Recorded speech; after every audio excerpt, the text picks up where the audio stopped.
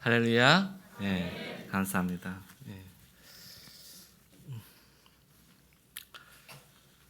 예배 시간에 예배 드리다가 돌아가신 분이 계시면 마음의 상처를 받아요. 저분이 제가 한 말에 상처를 받았나. 그래서 물어봤습니다. 시간 안에 끝내야지 하고. 그런데 목사님이 그렇지 않다고. 강경제일감리교회 성도님들은 축복받기를 희망하신 분들이어서, 소망하신 분들이어서 그렇지 않다고 하셔서 너무 감사했습니다. 좀 늦은 시간이긴 해요. 8시니까. 하지만 제가 말씀을 다 증거할 수 있을지는 모르겠지만, 왜냐면 제가 처음 왔잖아요. 그래서 저도 21년간 선교 사역한 게 있는데 다 증거하기에는 부족함이 있고, 짤막짤막하게 간단하게 말씀드리려고 노력은 하겠습니다. 이해해 주시고, 만약에 이해가 안 되신 것들이 있다면 다음에 또 뵙게 되면 그때 또 증거할 수 있도록 하겠습니다. 양해를 해 주시길 바랍니다. 먼저 잠깐 기도합니다. 주님 감사합니다. 오늘 이렇게 주님께서 세워주신 강경제일감리교회에 방문케 하시고 말씀을 증거케 하시고 증언케 하시니 주님 감사합니다. 어느 것 하나 거짓되지 않게 참된 것만 증거케 하시고 가식되지 않게 하시고, 아버지 하나님, 저들에게 하나님의 말씀을 잘 증거할 수 있는 귀한 참다운 시간 되게 도와주옵소서. 예수님의 이름으로 기도합나이다. 아멘. 우리가 기도할 때 무엇을 먼저 구하죠? 오늘 특별히 어린이 청소년 주의라고 해서 생각을 합니다만은, 우리가 욕심이 있잖아요. 좀 더 좋은 것, 좀 더 귀한 것, 내 욕구에 맞추어서 나 저것이 필요합니다. 저렇게 해주세요. 제 소망입니다. 하면서 기도할 때 많이 있잖아요. 우리는 그런 기도를 뭘까요? 야베스의 기도라고 할까요?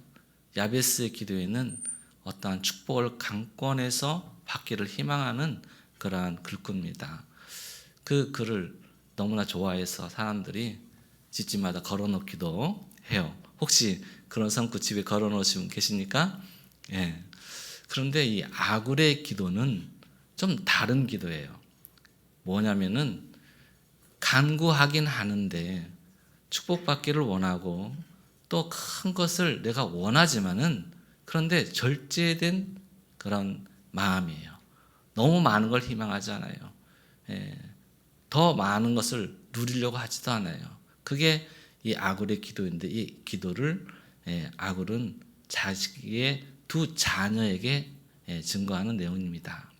자녀를 교육하는데 그 자녀를 너 잘 되라, 너 귀하게 쓰임 받아라, 뭘 해도 으뜸이 되어라, 이렇게 부모가 기도해 줘야 되는데 그렇게 기도하지 않고 절제된 것에 대해서 기도해라, 거짓되지 말고 헛되지 말아라 하는 거거든요.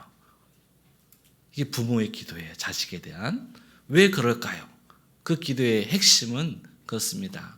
하나님의 영광을 가리는데 혹시라도 그러한 욕구가, 열망이 하나님 앞에 바르게 나아가지 못하는 모습이 아닐까, 거기에 대한 두려움. 그렇죠? 우리 신앙은 어떤 신앙이 참된 신앙입니까? 하나님을 두려워하는 신앙입니다. 그것을 성경에서는 경건한 생활이라고 합니다. 경건한 신앙, 경건한 삶을 우리가 누려야 되는데, 하나님께 고백해야 되는데, 거기에는 가장 사탄의 유혹이 뭐냐면 거짓된 거예요. 우리 어린 친구들 거짓말 잘하죠.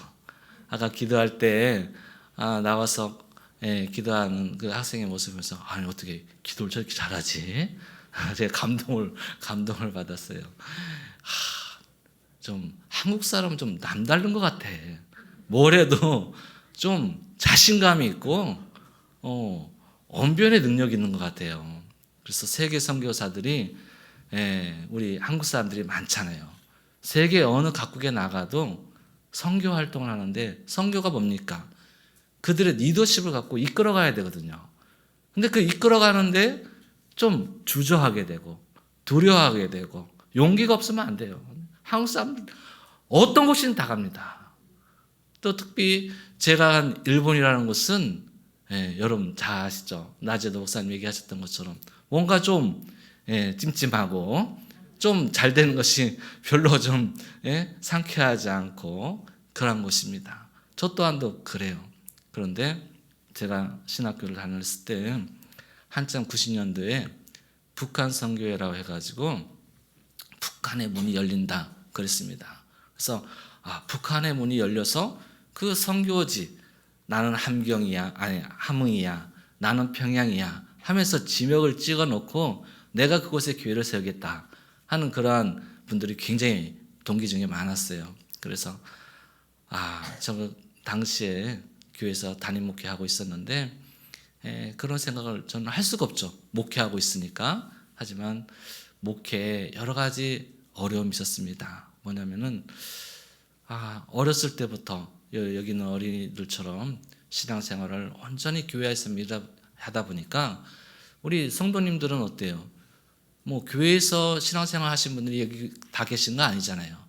나이 들어서 결혼하셔서 교회 오신 분도 계시고 좀 몸이 아파가지고 교회 오신 분도 계시고 친구 따라서 또 친척의 권유로 교회 오신 분들 많지 않습니까? 그러면 사회생활을 많이 하신 분들이에요. 그런데 그런 분들에게 좋은 예를 들어서 간증을 해야 되겠는데 어떤 책을 참고해서 남의 예화를 들은 게 너무 마음에 갈증을 느꼈어요. 이건 내 얘기가 아니고 산 증언이 아니기 때문에 너무 힘들다. 이런 식의 목회는 그 하나님께 영광 돌리는 거 아니다. 그래서 제가 선교사로 나가겠다는 꿈을 꿨습니다. 그리고 기도했습니다. 하나님, 제가 목회를 하고 있는데 이 목회가 너무 힘듭니다.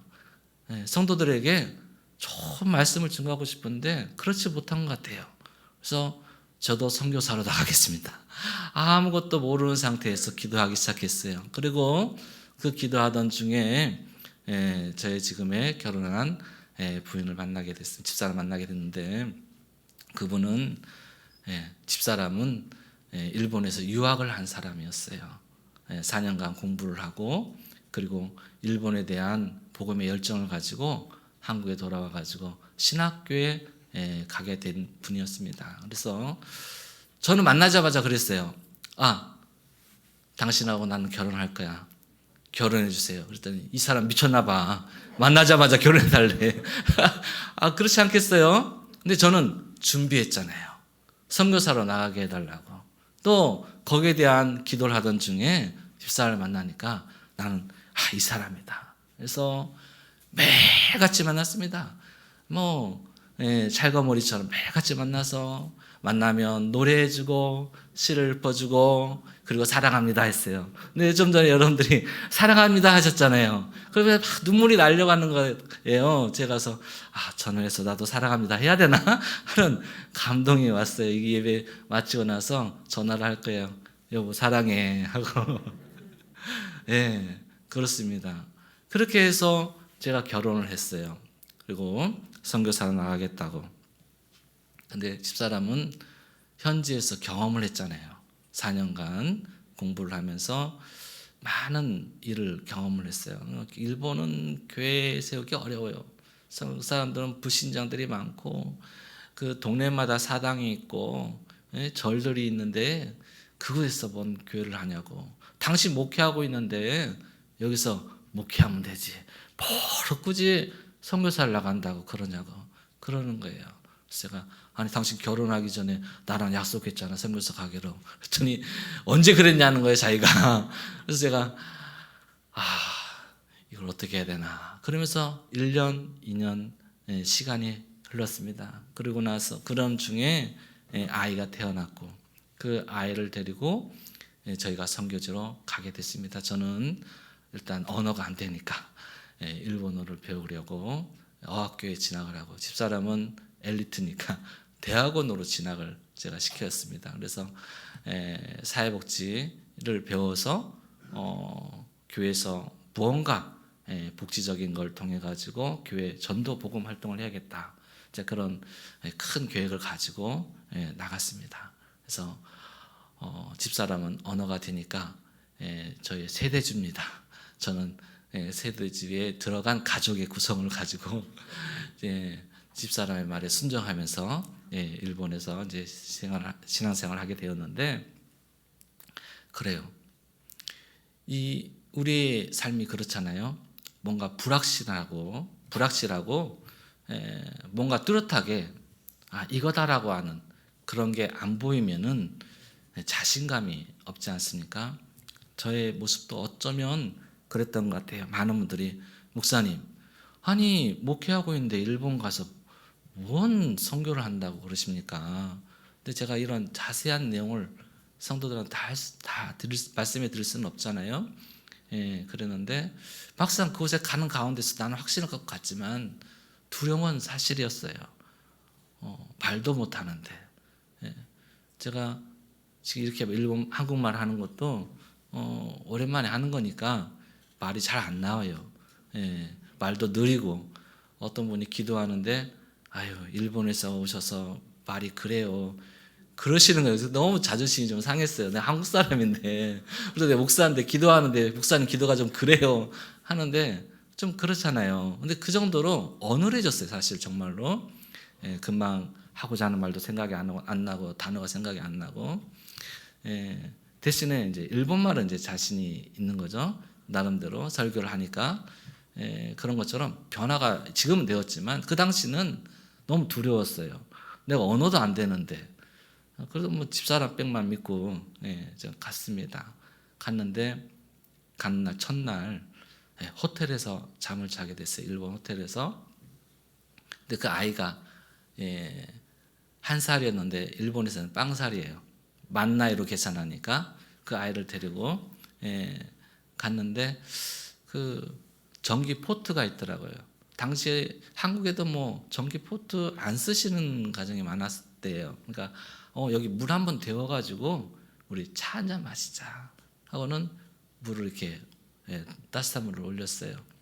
그리고 잠깐 제가 해찰하는 사이에 아이가 그걸 엎어버렸어요. 그래서 엎어가지고 얘가 이렇게 빨갛게 달아올랐는데 너무 두렵잖아요. 제 인생에서 화상은 제가 처음 봤어요. 저도 안 되어봤고 주변에 화상 입은 사람도 별로 없어가지고 경험도 없고 두렵잖아요. 근데 지금 어디예요? 우리나라 같으면 빨리 구급차 부르고 병원으로 달려가가지고 치료해 주세요 할 텐데 이 말이 안 되니까 이거 어떻게 해야 돼요? 너무 낙담이 되는 거예요. 내가 잘못 왔나? 내가 일본 땅에 괜히 욕심 부려가지고 이곳에 와가지고 아이를 찾게 생겼다. 평생 상처가 남을 텐데 이걸 어떻게 해야 되나? 눈물이 막 나는 거예요. 주룩주룩 눈물이 나는. 집사람이 지금도 그럽니다. 당신이 그렇게 우는 거 처음 봤다고. 저 그랬어요. 제가 좀 전에 그랬잖아요. 신앙생활만 하고 자랐으니까 평탄한 생활을 해가지고 뭐 부모님이 싸우는 걸 보고 자란 것도 아니고, 또 교회 안에서 뭐 싸울 일이 뭐 있습니까? 목회하는데 싸울 일이 뭐 있습니까? 싸우는 거 본 것도 없고, 뭐 어디 가가지고 뭐 트러블 일으켜가지고 문제된 것도 한 번도 인생에 없었는데, 제 인생에 아이가 화상을 입으니 이건 뭐 어쩔 줄 모르는 거예요. 어쩔 줄 모르는 거예요. 두려움에 눈물이 막 나는 거예요. 그래도 다행히 집사람이 언어가 되니까 호텔에 로비에 전화해가지고 병원이 어딨냐, 이 길 건너편에 가면 있습니다. 애를 들쳐업고 막 뛰었습니다. 뛰어가지고 갔는데 조그마한 병원이에요. 뭐 우리나라 병원으로 하면 뭐 의원 같은 그런 병원인데 내과도 있고 외과도 있고 뭐 그런 병원이었어요. 애가 화상을 입었는데, 근데 이거 한국말로 해야 되는 거 아니잖아요.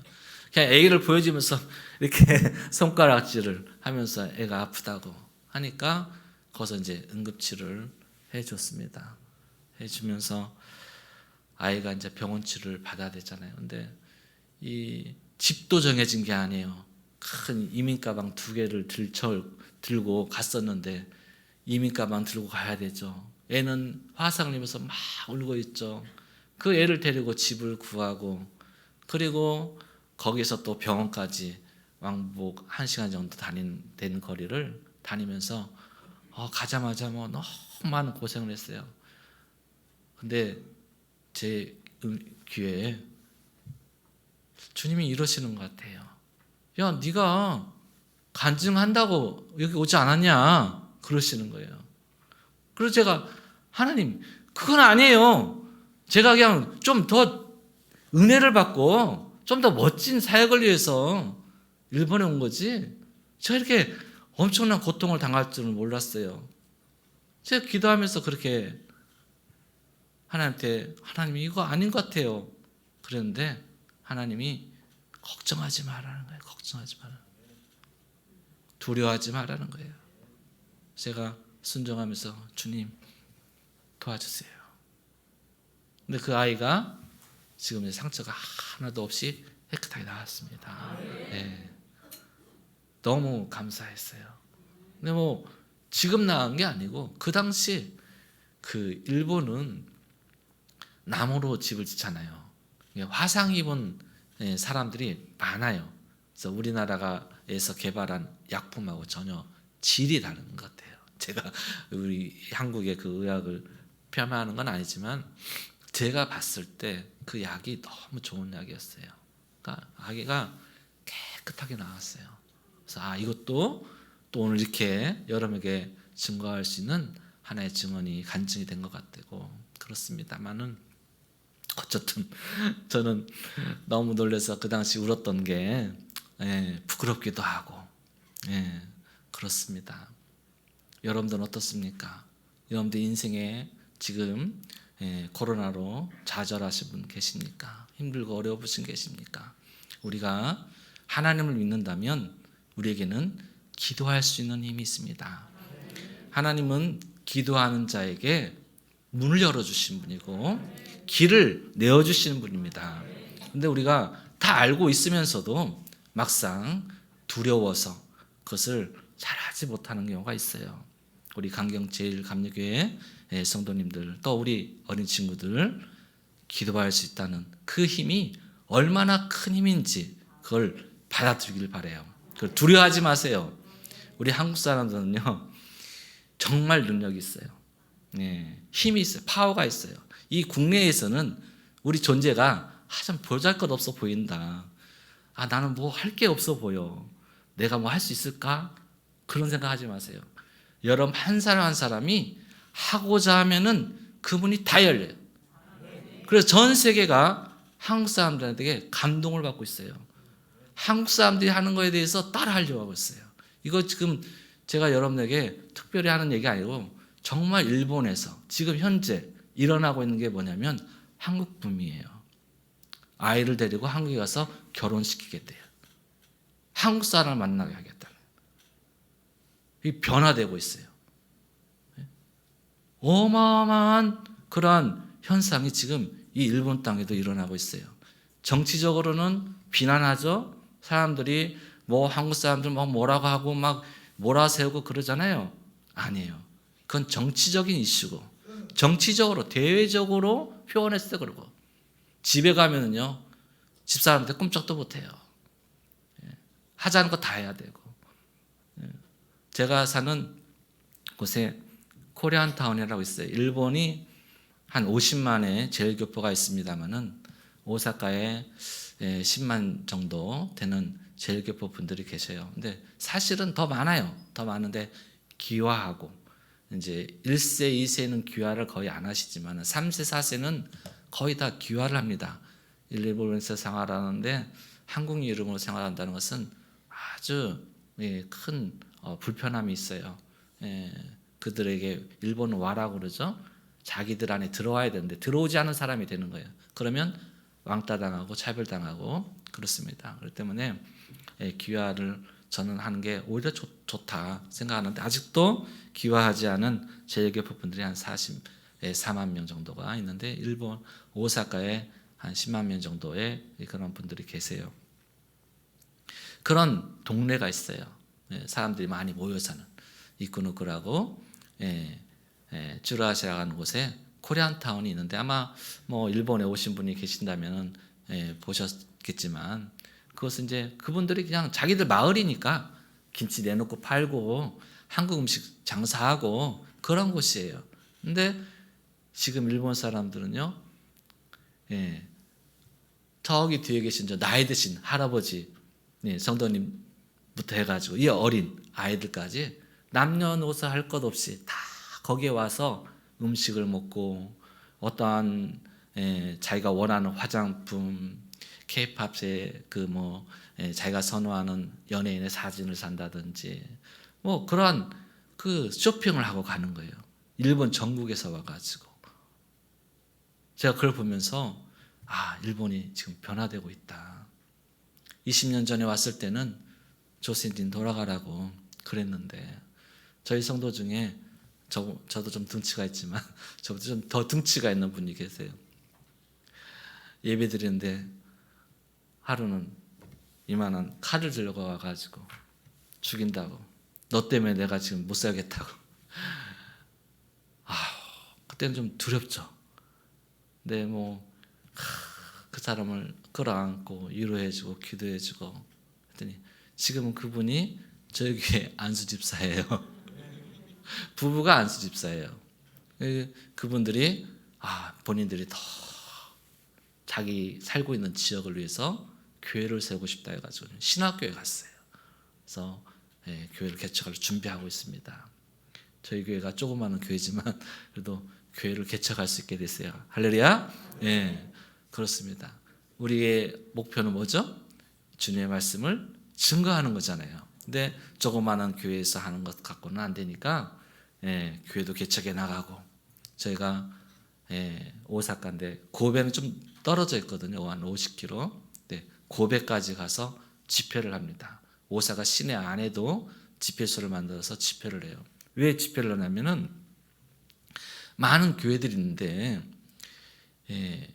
여기 강경제일감리교회처럼 성령 뜨거운 교회가 많지 않아요. 죽어있는 교회가 많이 있어요.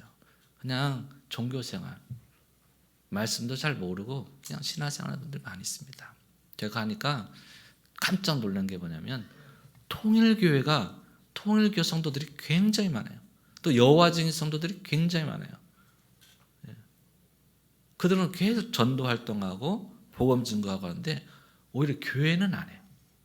교회는 조금 그런 노방 전도라든지 그런 일을 잘 하지 않습니다. 그런데 대신 이제 관계 전도를 많이 하는데 이것은 사람과 사람과의 관계니까 어떠한 연이 되고 어떤 동기가 되어서 전도할 수 있는 거지, 그게 많은 사람들에게 전도하기는 힘든 거거든요. 노력을 해야 되는데 노력을 안 하면 아무리 좋은 관계 전도법이 있다 할지라도 결과가 없는 거거든요. 근데 그런 일들을 못 하는 거예요. 이 코로나 때 일본에 제일 큰 교단이 있는데 일본 그리스도 교단이라고 있습니다만은 예배를 안 드렸어요. 여러분들은 어떻게 드리죠? 주일날 아침 점심 저녁으로 예배를 3번 4번 드리지 않습니까? 예배가 없어요. 예배는 없는데 성도들한테 뭘 요구하죠? 헌금만 요구하는 거예요. 그래서 성도들이 그런 교회 안 가겠다고 그러면 성도들도 떨어져 나가게 되고, 그런데 예배는 또 안 드려요. 참 안타깝잖아요. 그러니까 성도들이 방황하는 거예요. 그래서 저희가 코로나를 통해서 오히려 더 복음의 확장을 하기 위해서 장소를 넓혔습니다. 교회에서 봉사하신 계시겠지만은 그러더라도 말씀을 모르면 안 되니까 말씀을 좀 가르치자. 종말론을 좀 가르치자. 마지막 때에 대해서 우리가 준비해야 된다. 그래서 그런 말씀을 우리가 증거하고 활동하고 있습니다. 교회에서는 토요일 날이면 어린아이들을 초대합니다. 어린아이들에게 종말론 세미나를 하고 있어요. 그러면 조그마한 교회에서는 그런 어떤 같이 쓰는 여건도 안 되고 하니까 목사님들이 자기 교회 아이들 데리고 오세요.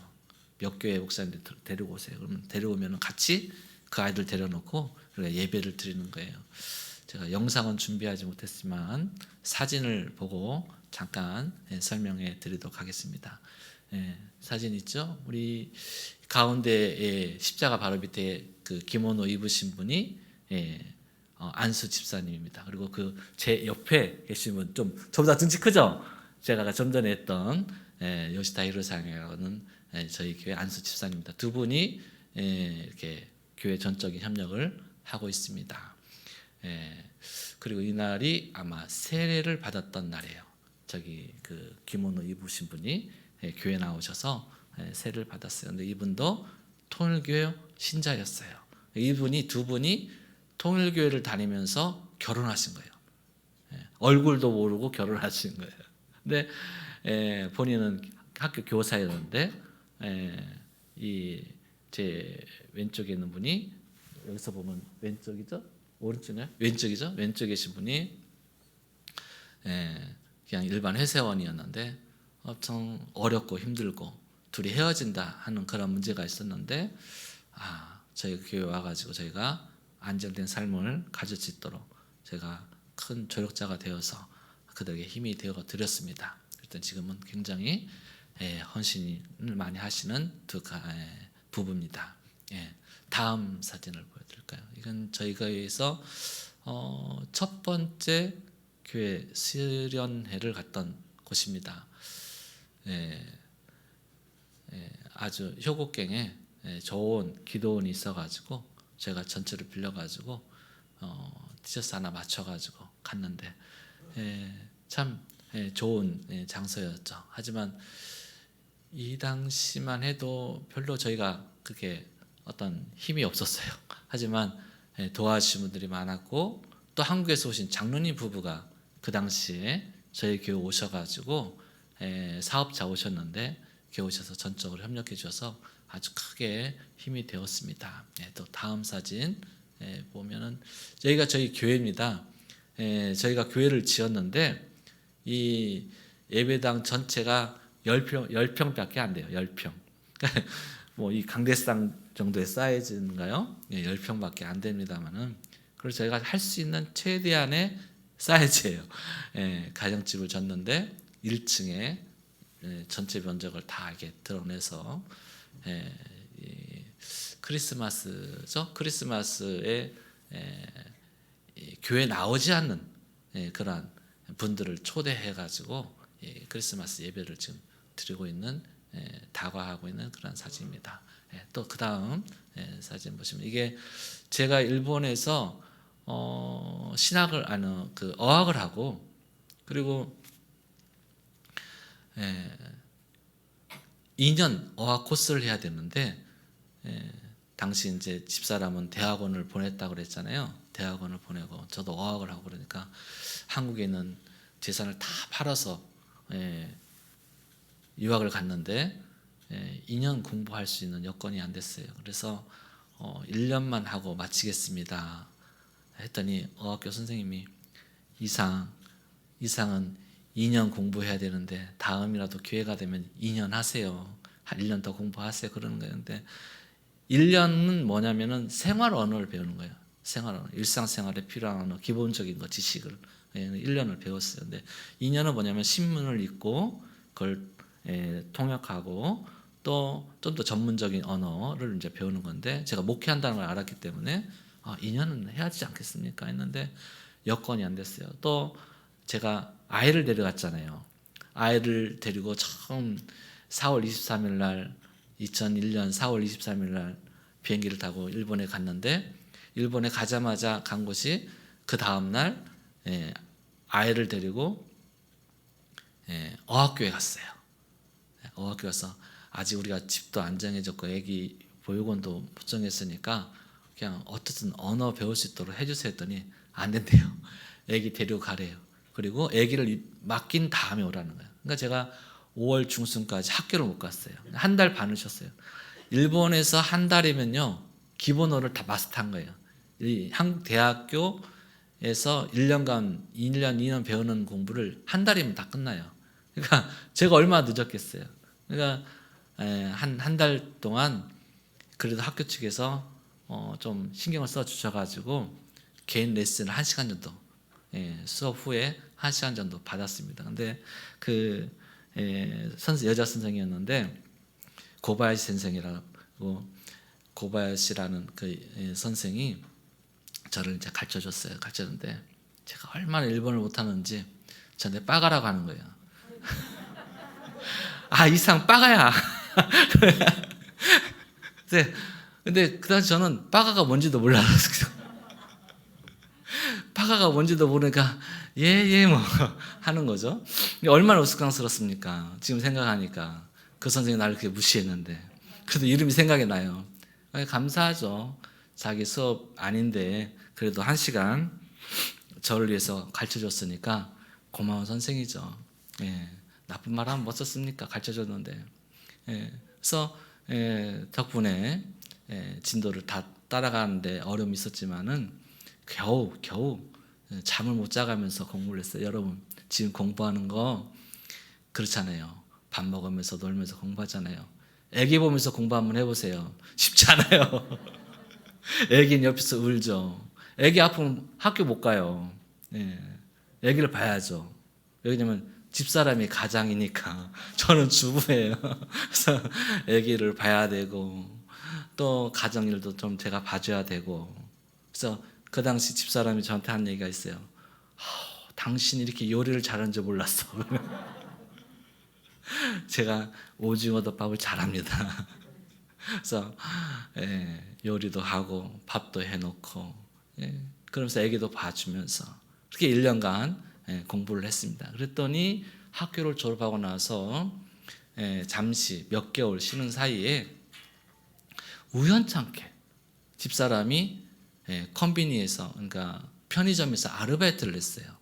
1시간 2시간 타임에 학교 갔다 와가지고 집 앞에 있는 편의점에서 아르바이트를 하는데 어떤 사람이 차를 타고 와서 딱 내리고 뭘 사갖고 가는데 아주 인상이 남더래요. 한국 사람 같아? 라는 인상이 남더래요. 그런데 제가 다녔던 그 교회 목사님의 장로님이 그 삿가이에 가면은 고향의 집이라고 하는 곳이 있는데 그곳에 한번 가보시라고 그렇게 얘기를 해주시는 거예요. 그래서 제가 그런가 하고 있는데 집사람이 편의점에서 그 사람을 우연히 만나고 대화하는 중에 그 애기 보고 있는 전화 소리를 들었나 봐요. 전화를 애가 오니까 이제 제가 전화를 했는데 그 전화 소리를 그 사람이 들은 거예요. 잠시 왔다가 그래서 한국 사람이냐고 남편은 뭐 하냐고 남편 목사인데요. 했더니 내일 우리 시설에 와달라는 거예요. 그래서 제 시설에 갔습니다. 갔더니 자기 고향 집이라고 하는 노인홈인데 그 노인홈에 그 엘시온 차펠이 있는데 그 엘시온 차펠 안에 양로원처럼 노인들을 돌보고 기도해주고 예배드리는 사역이 있는데 그 목사님이 지금 한국에 급히 다음 주에 가신다는 거예요. 그래서 그 자리에 오지 않겠냐는 그런 얘기를 해주시는 거예요. 그래서 제가 해줘. 제가 뭐라도 해야 되는 상황이었고 집사람이 애써서 힘들어서 돈 벌고 있는데 뭐라도 해야 될 상황이잖아요. 그러니까 저는 아무런 것도 따지지 않고 하고 갔습니다. 가서 거기서 좀 전에 그 사진이 좀 사진 보여주겠어요? 아까 좀 여기가 그 노인홈인데 그곳에 가가지고 이제 제가 사역을 했어요. 그러면서 이 사역을 하는 경험이 있었기 때문에 그 안에서 제가 뭐 했다고 했죠? 1년 동안 생활 언어를 배웠다고 했잖아요. 이 안에서 전문 영어를 마스터한 거예요. 이 안에서 이 부분은 이 시설은 일본 시설이니까 일본말로 해야 되는 거예요. 단지 이곳에 계시는 분들이 제일 한국인들이니까 한국말을 하시는데 직원들이 한국말을 모르니까 한국 직원이 필요한 거예요.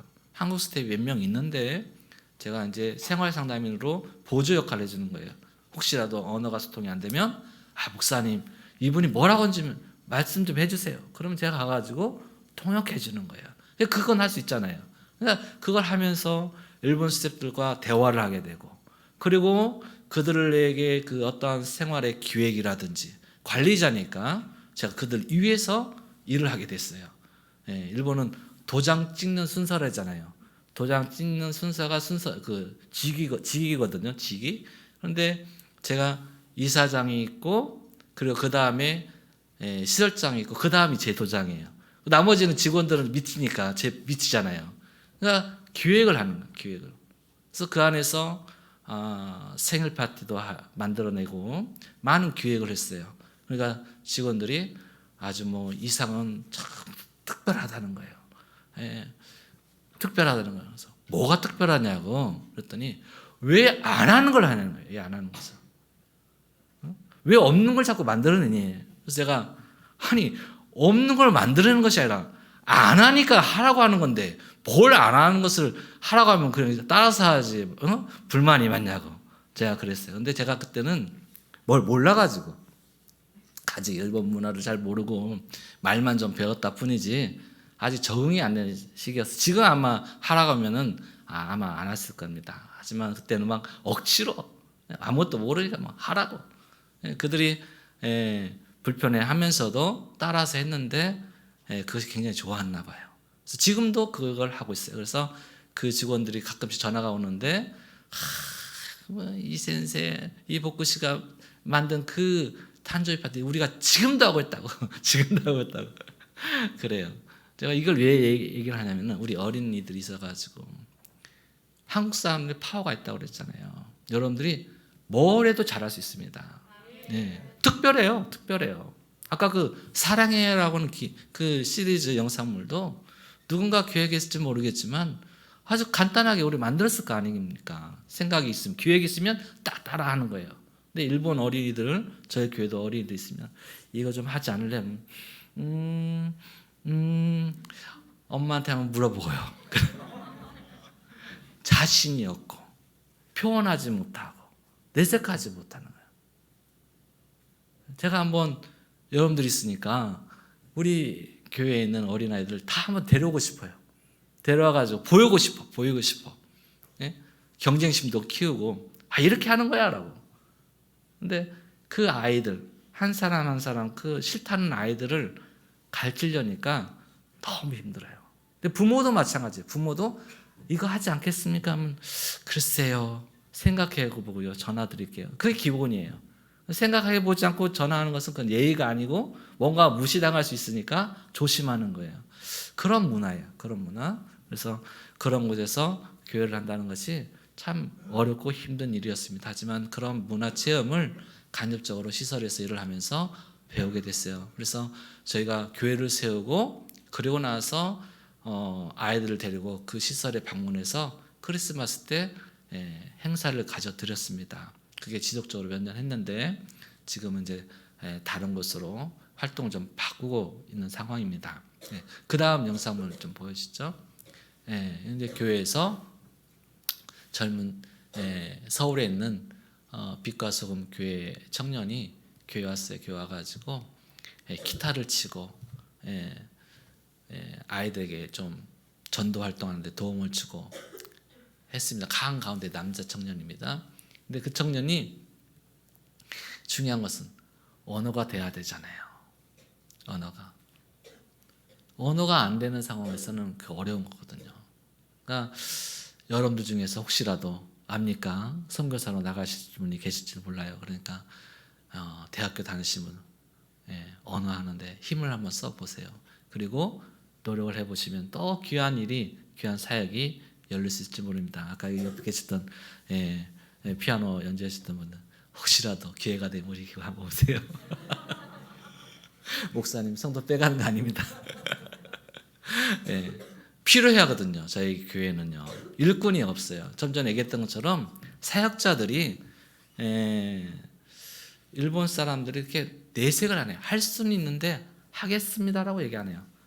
뭐 시간이 걸리고 뭐 조절하는데 시간이 걸리고 뭐 그게 절차가 굉장히 복잡해서 한국 사람들은 그냥 마음이 맞으면 합니다 하는데 그게 그렇게 시원찮게 대답이 나오니까 굉장히 애를 먹거든요. 근데 한국 분들은 틀려요. 그 청년도 제가 서울에 가가지고 한번 딱 보면서 저에게 한번 와주세요 했더니 온 거예요. 워킹 홀리데이 비자를 받아가지고 왔어요. 와가지고 1년 동안 봉사하고 헌신하고 새벽 예배 매일같이 나와서 협력해주고 그게 너무 지금도 힘이 됐습니다. 새벽 예배를 같이 들어준 사람이 있다는 게 얼마나 귀중하고 얼마나 소중한지 몰라요. 근데 우리 강경 제일 감리교회 우리 성도님들 새벽 예배 다 들으시죠? 예, 많은 분들이 새벽 예배를 들으신다고 우리 장모님을 통해서 장인어른을 통해서 들었습니다만은 이 새벽 예배를 드리는 성도가 많지 않아요. 근데 이게 기도의 힘이잖아요. 제가 좀 전에 우리가 뭘 배우고 있죠? 기도하는 행복한 교회예요. 기도하고 있었더니 이루어지더라. 기도하고 있었더니 주님께서 응답해 주시더라.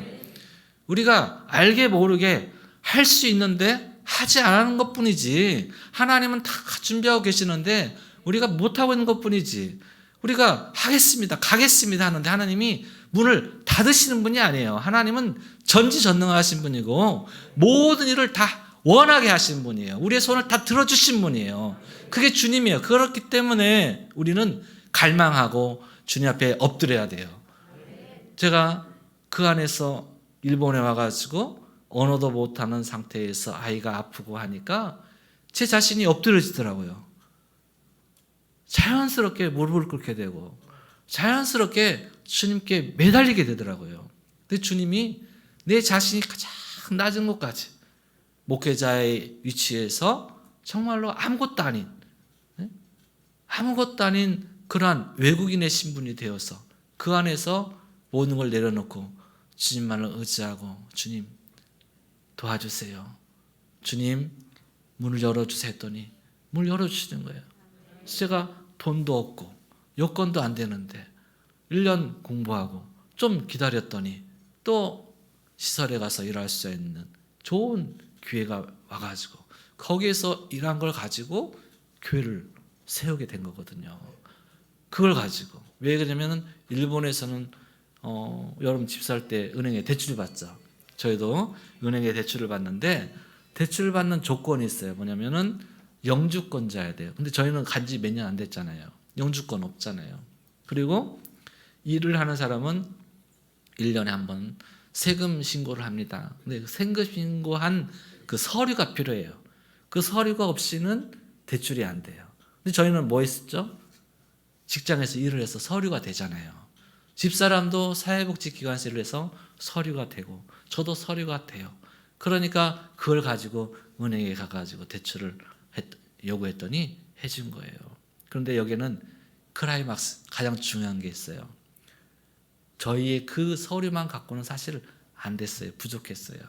왜냐면은 일정한 소득 이상이어야만 은행에서 대출이 되는 거예요. 그런데 저의 소득은 두 사람 합쳐도 그게 안 되는 거예요.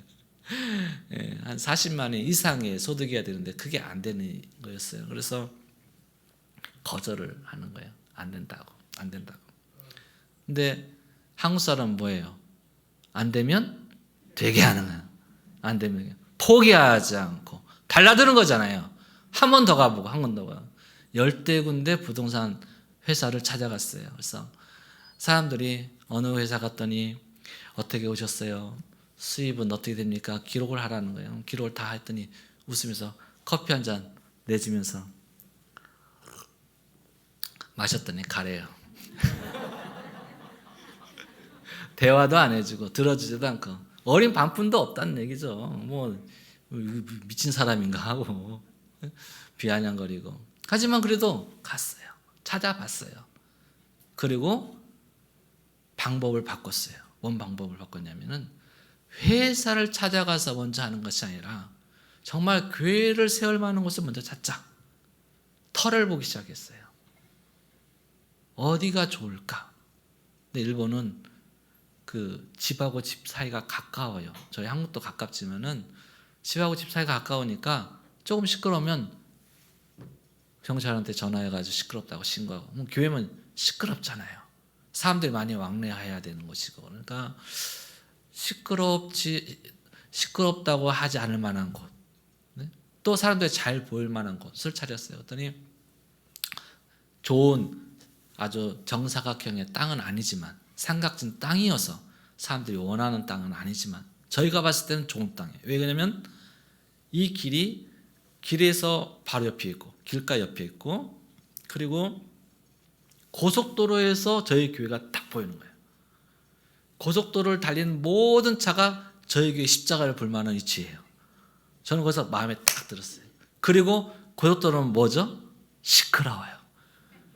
저희가 찬양을 하고 기도를 하든지 뭘 해도 옆집에서 시끄럽다고 할 만한 소리는 아니다. 고속도로에서 나는 차 소리에 비하면 아무것도 아니다. 딱 영감이 탁 오고 이곳입니다 하는 거예요. 집사람이 이곳이래. 집사람 말에 순종해야죠. 예. 그것에 다니는 교회 목사님을 모시고 기도를 하고 먼저 이곳에 교회를 짓겠습니다. 그리고 이제 사장을 이제 찾아간 거예요. 사장을 딱 찾아갔는데 그 직원이 아유 안 되겠는데요.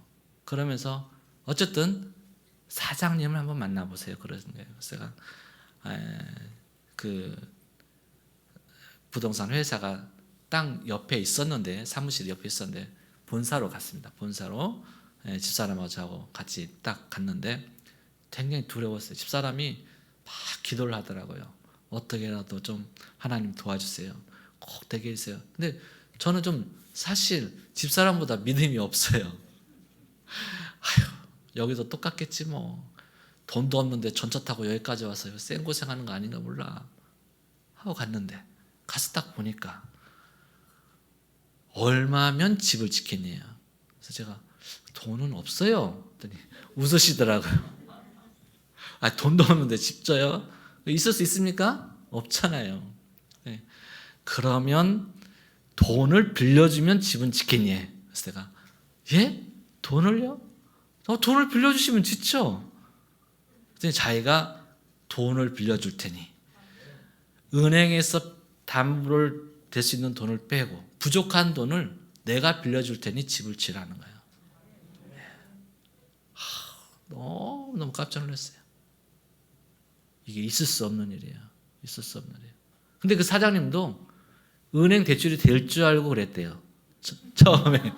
지금 사장님은 지금 저희가 영주권도 없는 줄도 모르고 하신 거예요. 근데 그분이 은행도 알아봐 줬어요. 될 수 있는 곳으로. 근데 지금 보니까 어떤 분이 저희가 교회를 이렇게 졌다고 하니까 우리도 짓겠다고 은행을 갔대. 근데 안 된다는 거예요. 안 된다는 거예요. 어린 반푼도 없다는 거예요. 근데 그때가 일본 경기가 아주 안 좋아서 집들을 지으라고 할 때예요. 정부에서 세금 10년간 면제해 줄 테니까 집을 져라 할 때였어요. 그러니까 집을 짓는데 은행의 문턱이 굉장히 낮았어요. 그러니까 은행에서는 국가에서 보조해주고 하니까 집을 질 수 있도록 해준 거예요. TO를 준 거예요. 그래서 제가 가진 것도 없고 어떤 여건도 안 됐지만 또 주님이 이렇게 문을 열어주시는 거예요. 네. 근데 그분이 나중에 그러시는 거예요. 사실 제가 제일 교표예요. 그래요. 한국 사람입니다. 그러는 거예요. 근데 그러고 그분이 그에 돌아가셨어요. 그 밑에 있는 직원들이 사장님이 사인한 거기 때문에 자기들 집을 지어주겠대. 야, 일본 사람이 신의가 있더라고요. 그래서 그 모든 것을 다 일사천리로 저희는 뭐 사인만 했지 집 짓는 건 그 사람들이 다 하는 건데 그냥 예쁘게 예쁜 교회를 지어줬어요. 그래서 일본 같이 3년 4년 됐는데 5년 됐죠. 5년 됐는데 딱 교회를 지었습니다. 할렐루야. 네. 그래서 그것이 저희의 지금 교회이고 거기에서 첫 사역을 하면서 지금까지 한 곳에서 교회를 하고 있습니다. 인간적인 생각을 봤을 때 도심지에서 큰 교회를 할 수도 있지만 제가 또 뭐 두서없이 얘기합니다마는 처음에 갔던 교회 목사님이 저한테 그런 거 제가 선교사로 왔습니다 하니까 당신은 한국 교회를 세우러 왔습니까? 일본 교회를 세우러 왔습니까? 그러시는 거예요. 제가 예? 일본에 왔으니까 일본 교회 세우는 거 아니에요? 했더니 그게 아니고 많은 분들이 일본에 오시는데 한국인들을 위한 교회를 세운다는 거예요. 왜냐하면 오사카가 한국인들이 많잖아요. 제일교포도 많이 있고 그분 것도 필요하거든요. 그분들을 위한 교회가 필요하고 한국에서 돈 벌러 오신 분들도 많이 계시는데 결혼해서 오신 분도 많이 계시는데 그분들을 위한 교회도 필요한 거예요. 그러니까 그것도 필요하고 하지만 전 마음에 제가 처음부터 어학을 했잖아요. 일본 사람을 위해서 교회를 세우기로 왔는데 한국인들을 위한 교회를 세우면 안 되잖아요. 그러니까 처음부터 시골로 일본 사람들만 있는 곳에 교회를 세우기로 작정했던 거예요. 그래서 그곳에 세웠습니다. 그것은 한국 사람도 없고 제일교포 분들은 몇 분 계시지만 그렇게 많은 한국 사람들이 있는 곳이 아니기 때문에 정말 힘들었어요. 1년 동안 교회에 새로 등록한 성도가 한 사람도 없을 정도로 처음에 교회를 세웠는데 너무 힘들었어요. 그러니까 뭐 어떻게 합니까? 매일같이 기도하고 예배드리고 노방전도 나가고 집사람이 한 10년 정도는 역 앞에 가서 노방전도를 했던 게 생각이 납니다. 굉장히 노력을 했어요. 그때 우연찮게 나중에 만난 분이 자기를 안다는 거예요. 제가 아니고 집사람을 안대요. 그래서 왜 어떻게 하냐 했더니 그 역에서 노방조당을 봤다는 거예요. 복음 증거한 걸 들었다는 거예요. 그런데 교회에 오기는 어려워요. 듣기는 해도 보기는 해도 저 사람 교회 성도인가 보다, 목사인가 보다, 선교사인가 보다 얘기하지만 생각하지만 교회까지 오기가 힘들어요. 그래서 일본은 그런 노방 전도보다는 관계 전도를 가져야 돼. 많은 사람과 관계를 전도를 가져서 어떤 그들의 무리에 들어가 가지고 어떤 복음의 문을 열고 그들과 관계를 통해서 증거할 때 교회에 나오게 됩니다. 지금도 타켓으로 정해놓은 가정이 있어요. 노력을 합니다. 제가 지금 한 2, 3년 됐는데 교회 오세요 하면은 떨어져 나갈 수가 있어요. 이분들이 교회 오라고 나를 불렀구나. 너희들 뭐 목적이 있어서 나를 부른 거지 하고 오해를 할 수 있으니까 제가 긴 관계를 갖고 그 아이들과의 관계를 갖고 하면서 전도를 이렇게 하고 있습니다. 또 다음 사진을 한번 보여주겠습니까? 이 사진은 이제 총신대에 있는 그 찬양단이 우연찮게 오사카에 왔는데 저희 교회에도 와주세요. 그랬어요. 저희 교회도 와주셔서 왔는데 그분들이 숫자가 많으니까 워십이 있는데 이 벽이 다는 거예요. 그래서 너무 죄송스럽고 부끄러운 거예요. 저희 교회가 너무 작아서 왜 써야죠. 근데 그분들이 그렇지 않아요.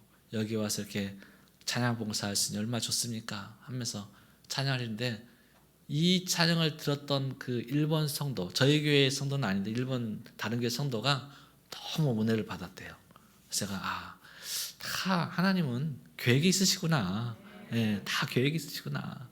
우리가 걱정하지 않아도 필요한 사람, 그 필요한 사람들을 위해서 불러주신구나. 그래서 나중에 이분들 간 대로 제가 통화해서 정말 너무 좋았습니다 했더니 그분도 감사하라 했어요. 그래서 다음 사진을 한번 보여주죠.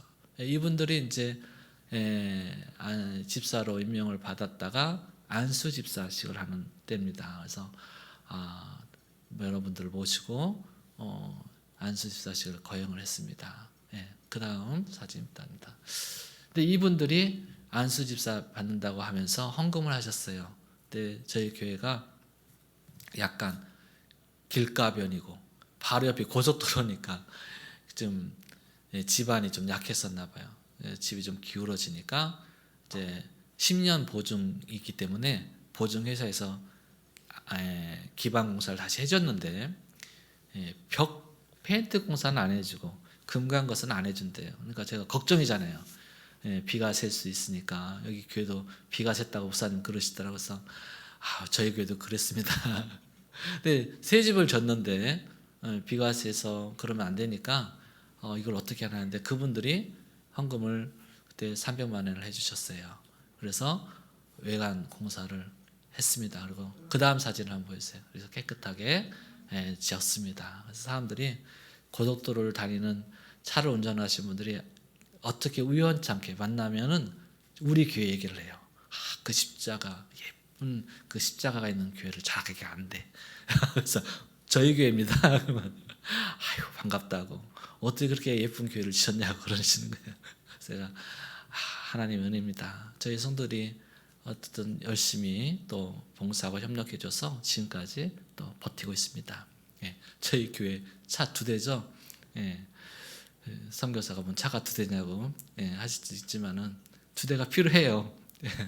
한 대는 픽업하는 차량이고 한 대는 슈퍼 가는 차량입니다. 그래서 저에게는 이제 자전거로 타고 다닐 수 있는 그런 곳이 아니기 때문에 두 대가 있습니다.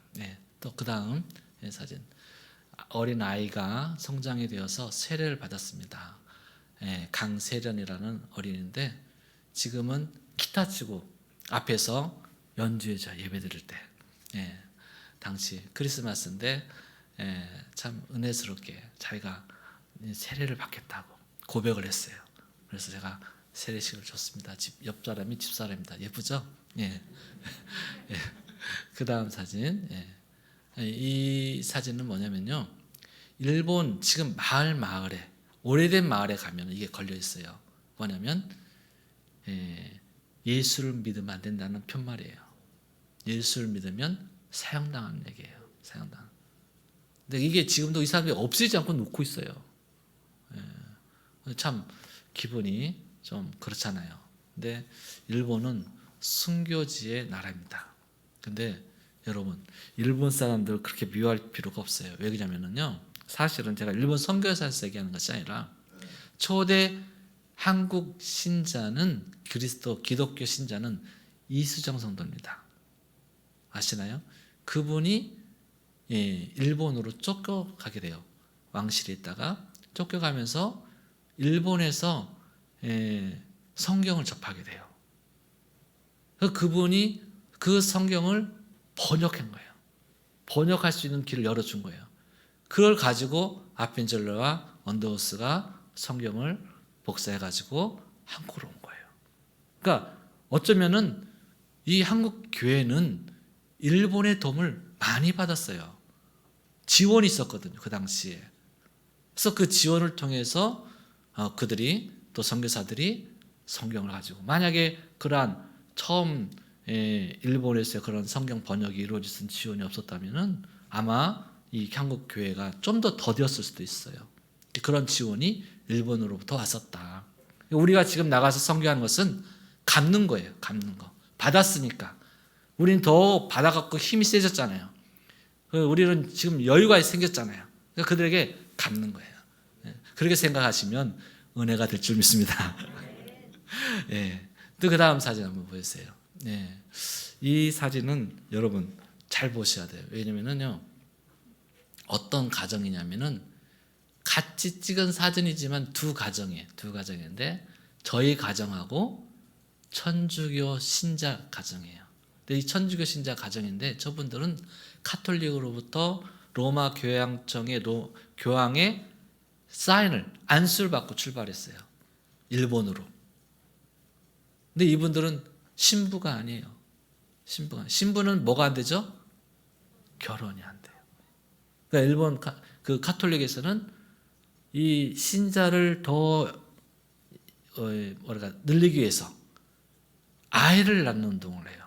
아이를 낳는. 이슬람이 그러잖아요.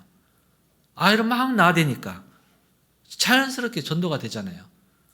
그런 걸 이 천주교에서 굉장히 우리도 해야 된다, 그런 것 같아요. 그래서 첫 가정의 사명은 아이를 낳는 거예요. 아이가 지금 8입니다. 아이가.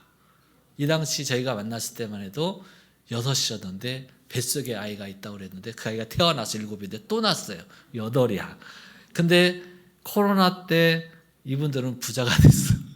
한 사람당 10만 원씩을 받았어요. 100만 원씩 받았으니까 얼마? 10명이면, 8명이면 800만 원 받았어요. 그걸 3번 받았어요. 부자 되겠죠.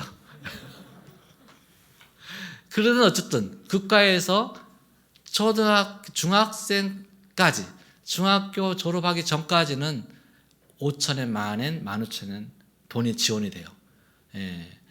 한 아이는 10,000엔인데 두 아이는 15,000엔을 받아요. 근데 제가 잘못 얘기할 수도 있는데 어쨌든 세 아이부터는 금액이 높아져요. 금액이.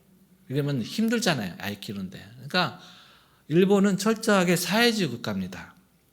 우리는 미국이나 일본이 자유주의 국가라고 생각하잖아요. 아니에요. 미국이나 일본은 자유주의 국가지만 의무와 책무를 정확하게 계산하는 나라예요. 그래서 돈 있는 사람들은 정확하게 세금 내야 돼요. 그래서 일본에서는 이래요.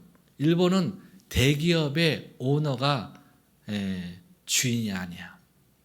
일본 대기업은요. 오너가 주인이 아닙니다. 왜냐하면 처음에 창업한 사람은 주인이었지만 그 사람이 세금을 내면 상속세를 50% 깎으니까 결국에는 주주가 주인이 되는 거예요. 그래서 오너가 주인이 아니야. 근데 우리나라는 뭐가 다르죠?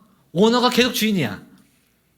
그게 문제예요. 공평하지 않다는 사회가. 이걸 좀 우리가 바꿔야 되는데 이 부분을 잘 못 이해하고 계신 분들이 많으시다. 그래서 세금 도둑을 일본에서는 가장 큰 흉악범이라고 그래요. 살인자보다도 더 큰 흉악범처럼. 왜냐면 다 세금을 내니까. 물건을 살 때마다 뭐 1,000원의 물건을 사면은 100원의 세금을 내는 거거든요. 10%니까 지금. 근데 세금을 떼먹는 것은 회사가 세금을 받았는데 그걸 떼먹는 거예요. 회사가 수입의 10%를 세금이 아니라 전체 일반 사람 한 사람 또 세금을 받아놓고 세금이라고 받아놓고 세금을 안 내는 거니까 떼먹는 거잖아요. 그러니까 기분 나빠라요, 굉장히. 그런 개념으로 생각하시면 됩니다. 세금은 필요하다. 그 나라의 어떤 그 국력을 강화시키는데 참 필요한 건데 우리나라 사람들은 좀 거기에 좀 안일하게 생각하시는 것 같다. 만약 그렇다면 우리나라가 월등하게 부강한 나라가 될 텐데 그렇지 못한 것 같다. 그런 생각을 개인적으로 저는 합니다. 그 다음 사진 하나 보시죠.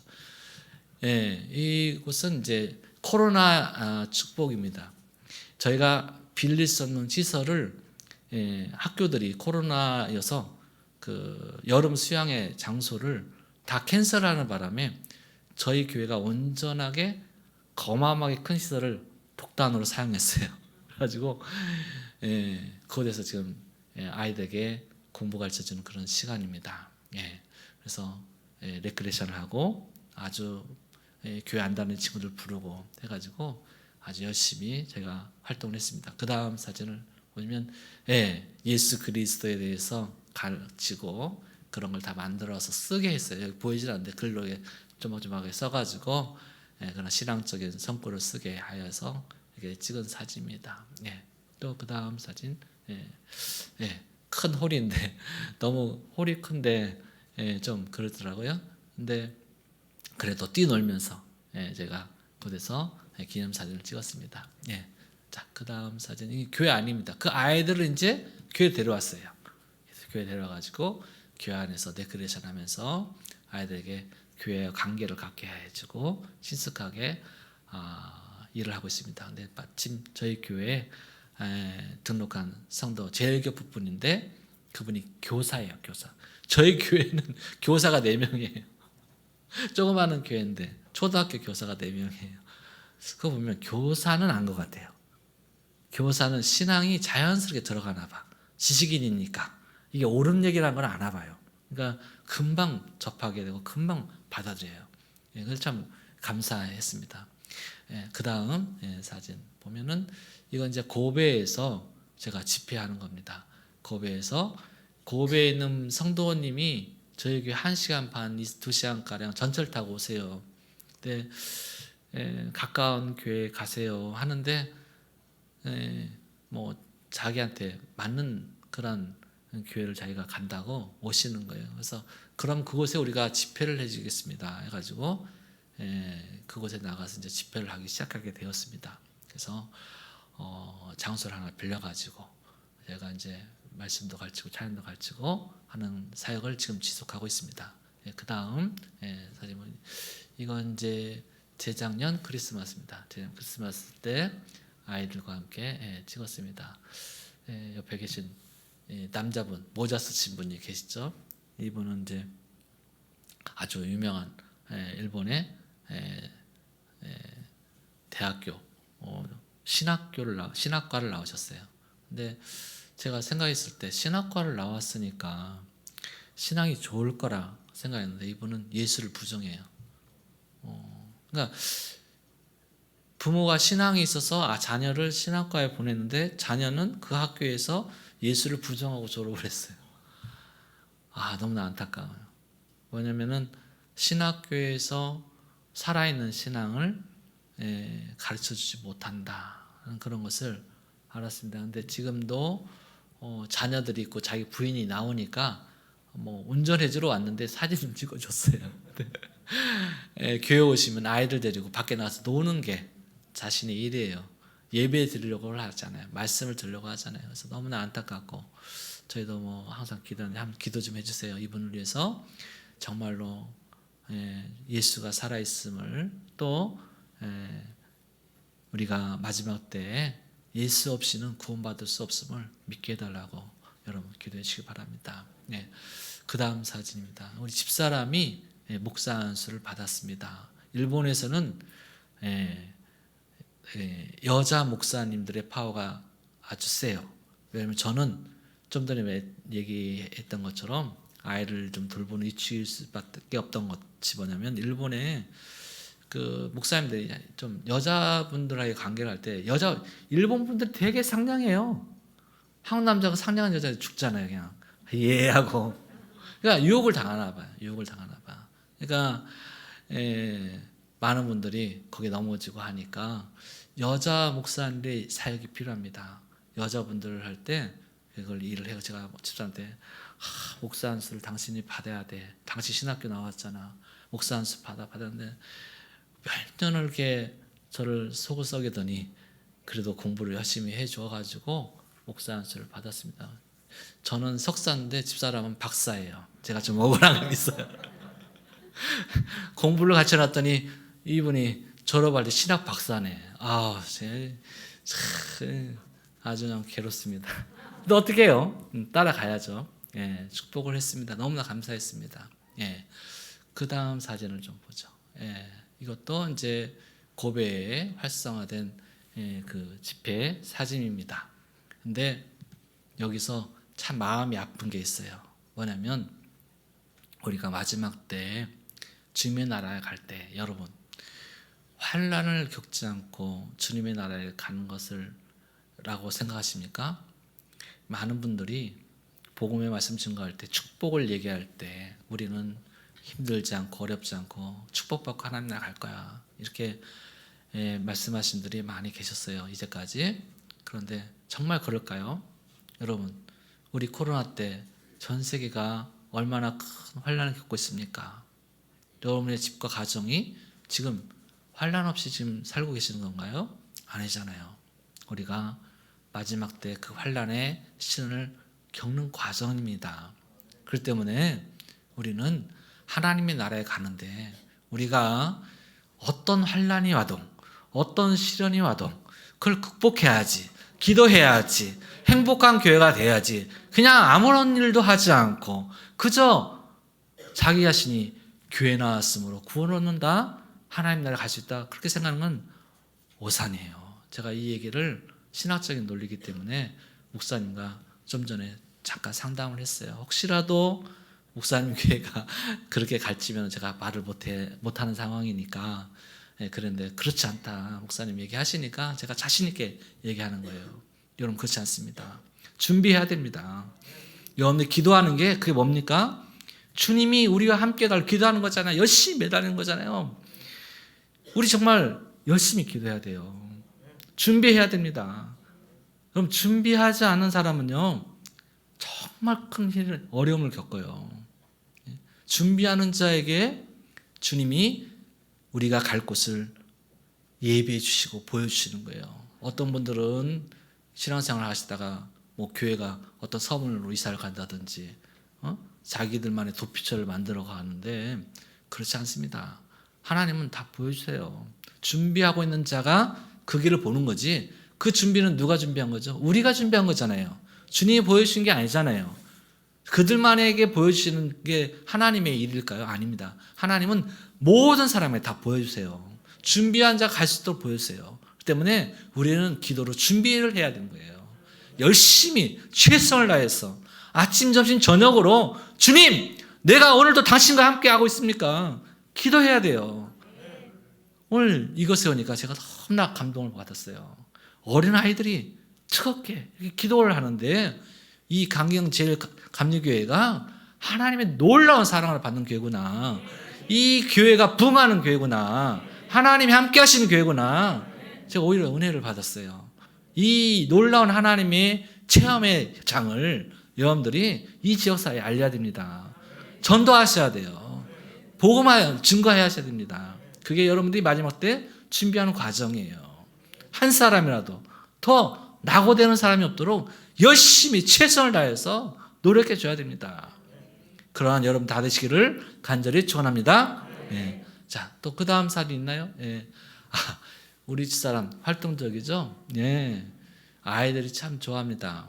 그런데 제 딸이 초등학교 6학년이에요. 이름이 주영이에요, 주영. 이 주가 뭐냐면, 기둥이에요, 기둥. 보통 주님 주자를 많이 쓰는데 저는 기둥을 세웠어요. 우리 교회의 기둥이 되게 해주세요. 예. 그리고 하나님께 영광 돌리게 해주세요. 그래서 주영이거든요. 근데 정말로 그래요. 애가 조그만 할 때는 말이 좀 느려가지고 외국이니까 한국에서 태어나가지고 그대로 뭐 깐난에게 보듬고, 그러니까 애를 낳으러 한국에 갔어요. 집사람이 싹 일본에서 낳는 게 힘드니까 그래도 부모님이 계신 곳에 와서 애를 낳고 바로 들어왔어요. 그러니까 애는 뭐 일본에서 생활을 하잖아요. 근데 저희가 역시나 한국 사람이라 어려 가르치는데 좀 딸리니까 애가 말하는데 어려웠어요. 그래서 유치원에 가는데 맨날 왕따를 당하는 거예요. 가면은 저쪽에서 혼자 놀고 있는 거예요. 너무 안쓰럽고 애처롭고, 우리 주영이를 어떻게 해야 되나, 어떻게 해야 되나, 한국으로 보내야 되나, 한국으로 보내서 애를 가르쳐야 되나, 고민이 많았어요. 근데 그 아이가 유치원을 졸업하고 초등학교에 가고 1, 2년 지나더니 3학년이 되니까 완전히 학교의 장이야. 예, 짱이야. 애들이 다 자기하고 친구 먹지. 예. 하고 뭐 인기 짱이에요. 하고 뭐 친구들 다 데려오는 거예요. 교회에. 사실은 우리 힘보다도 우리 주영의 파워가 제일 센 것 같아. 아이들 전도를 잘하는 거예요. 가지고 아이들 다 전도해가지고 와가지고 교회에 오게 하고 그랬습니다. 그래서 우리 목사님들 잠깐 창피한 얘기 했습니다만 아이를 낳지 말자 했었는데 정말 생각지도 않은 아이가 태어났는데 그 아이가 우리 교회 사역에 큰 일을 하고 있구나. 그래서 하나님께 감사드렸습니다. 아멘. 자, 그 다음 사진 보면 같이 우리 찬양 배우는 겁니다. 아이들이 찬양 배우고 한국어 배우니까 같이 와가지고 놀아주고 그래서 복음 증거하고 있습니다. 그 다음 사진이 이게 이제 작년 크리스마스 때 찍은 사진입니다. 아이들이 와서 열정적으로 힘써 주고 있습니다. 또 우리 성도들도 뭐 저희들만 갖고는 할 수 없으니까 노력하는데 중요한 건 남자 청년 전에 그 기타 치고 찬양했던 그 워킹 홀리데이를 왔던 그 학생이 이때 왔으면 더 좋았을 텐데 하는 아쉬움이 있어요. 혹시 이 중에 기타를 잘 치는 분이 계시면 한번 생각해 주세요. 1년도 괜찮습니다. 저희 일꾼이 없어요. 제가 기타를 못 쳐요. 좀 했으면 좋았을 텐데 뭐든지 여러분 젊었을 때 뭐든지 다 해서 능력자가 되시길 바랍니다. 축원합니다. 주저하지 마시고 기회가 되거든. 다 하세요. 그게 여러분의 파워입니다. 자, 그 다음 사진이 제가 요즘 아주 감사를 드리고 있습니다. 뭐냐면 일본에는 농지법이 있어요. 농지법인데 어떤 농지법이냐면 여러분 농사 짓는 분도 땅을 갖고 있으면 세금 내시잖아요. 그렇죠?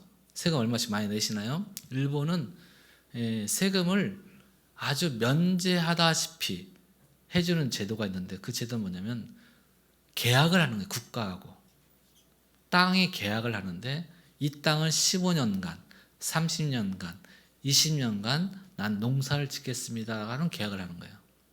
그러면 그 계약 기간 동안 세금이 거의 없다시피, 그리고 농사 짓는 사람, 농업인의 혜택을 받습니다.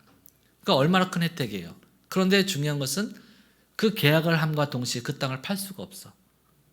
개인적으로 팔 수가 없어요. 그건 농지니까. 만약에 팔려고 하면은 유약금조로 이제까지 면제받았던 돈을 다 내야 되는 거예요.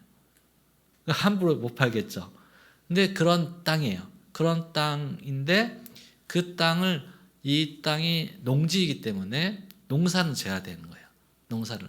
근데 자기가 이제 나이 들었으니까 농사를 못 지으니까 제 아는 선교사님에게 농사를 좀 지어달라 해가지고 농사를 짓는데 자기 혼자 못 지으니까 가까운 저한테 연락이 왔어요. 좀 같이 하자고. 그래서 거기에다가 고추도 심고 마늘도 심고 상추도 심고 열무도 심고 콩도 심고 뭡니까 몸에 좋은 더덕도 심고. 우리 사모님이 해남 출신이라는데 해남 출신에 우리 선교사님이 계신데 그분이 더덕을 씨앗을 갖고 와가지고 쫙 심어놨어요. 그래서 그것을 저희가 먹느라고 아주 큰 축복을 받았습니다. 매일같이 상추를 따다 먹는 거예요. 이제까지는 그 일본에서는 고깃값하고 야채값 똑같거든요. 근데 그 비싼 야채를 마음껏 먹을 수 있다니 생각할 수도 없는 축복을 저희가 받아가지고 아주 좋은 신앙생활, 복음생활 하고 있습니다. 이제는 저희들에게 한 가지 욕심이 있다면, 이제까지는 교회 1층이 예배당이고 2층이 사택이었는데 이제 아이들도 많아지고 하니까 예배 드릴 때 아이들이 쉴 수 있는 공간이 필요하니까 우리가 이사를 가야겠다. 이곳을 온전히 예배당으로 쓰든지 다른 곳으로 예배당을 옮기든지 해야 될 텐데 그러기에는 힘이 없고 연약하니까 어떻게 사택을 구할 수 있도록 좀 기도해야겠다. 그러면서 지금 저희 교회 성도들한테 권고를 했어요. 저희가 이제 사택이 필요한데 이제까지는 아이들이 어려서 그냥 보듬고 자고 했지만 이제 아이들도 크고 하니 사택이 필요합니다. 제가 이제 이사를 나가려고 하는데 그걸 기도해 주십시오 하고 이제 얘기를 했습니다만은 여러분에게 저희 기도의 부탁은 그겁니다. 저희 교회에 많은 일꾼들이 오게 해달라고 기도를 부탁드리겠습니다. 그리고 두 번째는 저희 교회 사택이 또 구입이 되어서 저희 교회가 온전하게 복음을 증거할 수 있는 교회가 되어서 이 일본 땅에 정말로 하나님의 교회가 잘 세워질 수 있도록 여러분들이 기도해 주시고 협력해 주면 너무나 감사를 드리겠습니다. 할렐루야. 제가 너무나 조곤조곤 얘기를 해서 좀 힘드셨겠죠. 그래도 이렇게 마지막까지 한 번도 안 나가주시고 또 들어주셔서 너무나 감사합니다. 다음 시간에 더 좋은 시간이 되면은 여러분들에게 정말로 하나님이 얼마나 정말 능력자이시고 얼마나 우리를 사랑하시는지 거기에 대해서 좀 더 증거할 수 있도록 하겠습니다. 너무나 감사합니다. 기도하겠습니다. 좋으신 아버지 하나님 감사를 드립니다. 주님이 얼마나 저희를 사랑하시는지 저의 기도를 들어 응답해 주시는지 제가 능히 알고 있으면서도 의심하고 그 주님의 말씀을 잘 기억하지 못하여서 방황할 때가 너무 많이 있음을 고백합니다. 주님 용서하여 주시옵소서. 아버지 하나님 주님께서 항상 저희를 불꽃 같은 눈총으로 바라봐 주시고 저희가 기도할 때 저의 기도를 들어주려고 준비하고 계신 것을 고백합니다. 주여 응답하여 주셔서 정말로 이 시대 마지막 살아있는 교회 강영제일감리교회가 주님의 말씀이 능히 전파되고 아버지 하나님 만천하에 주님이 함께하는 교회로서 알려져서 정말 부흥이 되고 이 강경지역이 부흥의 도시가 되고 하나님의 말씀이 살아 움직이는 주님의 축복받는 땅이 되도록 주님께서 이끌어 주시옵소서. 모든 것 주님께서 저를 위해서 응답해 주시고 저희의 기도를 들을 것을 고백하면서 살아계신 예수님의 이름으로 기도합니다. 아멘.